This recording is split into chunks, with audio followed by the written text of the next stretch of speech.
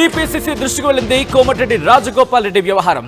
మరి ముఖ్యంగా కోమటిరెడ్డి రాజగోపాల్ రెడ్డి ఈ మధ్యకాలంలో తెలంగాణ రాజకీయాల్లో మరి ముఖ్యంగా కాంగ్రెస్ కి సంబంధించి మాట్లాడుకున్న సందర్భంలో తీవ్ర చర్చనాంశంగా మారిన పేరు. మునుగోడు ఎమ్మెల్యేగా ఆయన కాంగ్రెస్ పార్టీలో ప్రస్తుతం ఒక విధంగా చెప్పాలంటే ముఖ్యమంత్రిపై ఆయన విమర్శనాస్త్రాలు సంధిస్తూనే ఉన్నారు. కోమటిరెడ్డి రాజగోపాల్ రెడ్డి కామెంట్స్ పై ఇప్పుడు రియాక్ట్ అయింది TPCC chief Mahesh Kumar Goud react అయ్యారు.